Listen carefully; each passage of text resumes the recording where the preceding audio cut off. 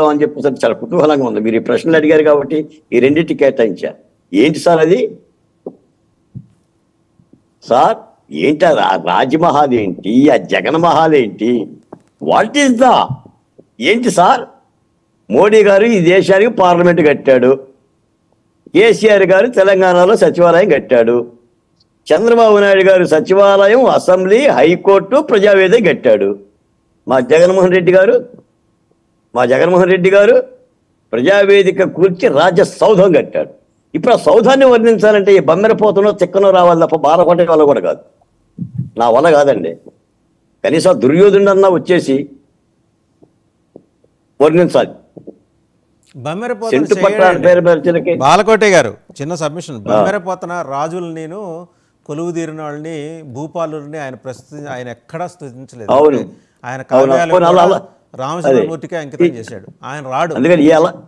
అందుకని పోనీ నేను అనుకున్నా త్రివిక్రమ శ్రీనివాస్ గారు కానీ పరశురు గోపాలకృష్ణ గారు కానీ రాస్తే పెద్ద పెద్ద పదబంధాలతో రాస్తారు. ప్రజలకు సెంటు పట్టాలు ఇచ్చి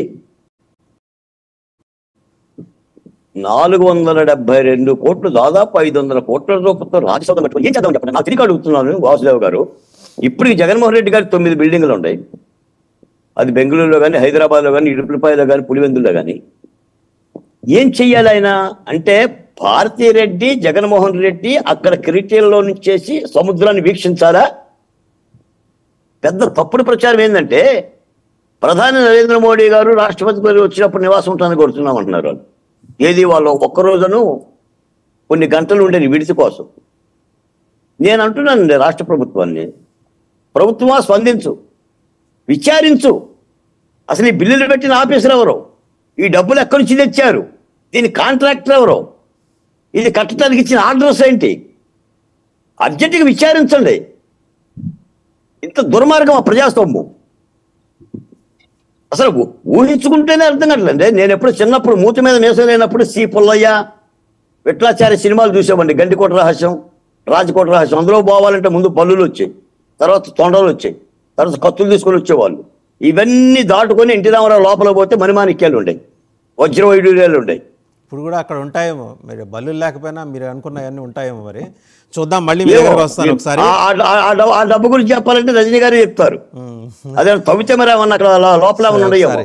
అంటే సార్ ఒక్క మాట నిజంగా జగన్మోహన్ రెడ్డి గారి పరిపాలకుడేనండి. అసలు నా మస్తిష్కమే పోతుందండి. ఏంటి ఆ రాజ్య సౌధాలు దుర్మార్గం సార్. ఆ వైసీపీ ఎమ్మెల్యేలు కానీ ఎమ్మెల్సీలు ఎమ్మెల్సీలు కూడా వెళ్ళిపోండి సార్. నేను ఒకే మాట అయ్యాక నేను ఒక్క మాట చెప్తా సార్.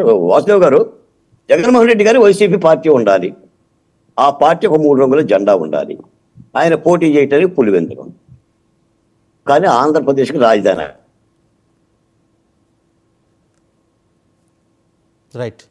రాజధాని ఇంత దుర్మార్గమా? కాబట్టి ఇదంతా కూడా రాష్ట్ర ప్రజలు అర్థం చేసుకోవాలి. రాష్ట్ర ప్రజలు అర్థం చేసుకున్నారు కాబట్టే ఈ విధమైన తీర్పు కూడా వచ్చింది. రైట్, ఒకసారి రామ్ కుమార్ గారి దగ్గరికి వెళ్ళిన. రామ్ కుమార్ గారు, ఇది ఇంతకీ జగన్మోహన్ రెడ్డి గారి వ్యక్తిగత ఖర్చుతోటి నిర్మించుకున్నదా, లేకపోతే ప్రభుత్వం, ఆంధ్రప్రదేశ్ ప్రభుత్వ వ్యవహారాలు అవసరాల నిమిత్తం నిర్మించిందా? ఎందుకంటే తెలుగుదేశం పార్టీ ఏదో అనటం, రకరకాల కథనాలు రావటం, వైసీపీ వివరణ ఇచ్చుకోవటం. ఇప్పుడు నిజంగా ప్రభుత్వానికి సంబంధించిన వ్యవహారం అయితే వైసీపీ వివరణ ఇవ్వాల్సిన అవసరం కూడా లేదని నేను అనుకుంటున్నా. మీరేమంటారు? వాస్తవ్ గారు నమస్తే అండి. అలాగే మిగతా డిబేట్లో ఉన్న మిగతా మిత్రులు కూడానండి.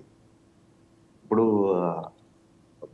బాలకోటయ్య గారు అన్నట్టు ఇది పాత సినిమాలో రాజకోట రహస్యం, ఇంకోటేమో ఇంకొకరు ఏదో టైటిల్స్ వేసి సోషల్ మీడియాలో విపరీతంగా ట్రాల్ చేస్తున్నారండి. జగన్ మాయా మహల్, ఇలా అందంగా పేర్లు ఉన్నాయి చేయడానికి. అంటే ఇప్పుడు ఏదో సినిమా కూడా తీస్తారేమో, ఎవరో మన రామ్ గోపాల్ వర్మ గారు అంటున్నారు దీని మీద, జగన్ మాయా మహల్ అనే దానిపైన. సో అవన్నీ తీస్తే అండి క్లియర్ కట్ గా డీటెయిల్స్ అన్ని కూడా అందరికీ వస్తాయి. ఒక్క మాట ఏంటంటే అండి, ఇటువంటిది నిజంగా ఇది మీరు అన్న ప్రశ్నకి ఇది ప్రభుత్వదే అనుకోండి, రహస్యంగా ఎందుకు చేస్తారండి? లోపల ఎక్కడ కూడా బయట ఎందుకు పెట్టట్లేదు? ప్రజలందరికీ కూడా దాని గురించి తెలుసుకునే హక్కు అయితే అందరికీ ఉంది. అది బయట పెట్టకుండా ఎందుకు ఉంచాలి అనేది నెంబర్ 1. నెంబర్ 2, ఈవేళ లోపలికి వెళ్తుంటే చూస్తుంటే ప్రజలు కంపేర్ చేస్తున్నారండి. పేదలకు ఇచ్చిన ఇళ్ళు సైజ్ ఎంత, ఈ బాత్రూమ్ సైజ్ ఎంత. పేదలకు అక్కడ అన్నిటికీ లోపల ఉన్న బాత్ టబ్ 25 lakhs ఎంతో చెప్తున్నారండి. అంటే మనకు ఇంకా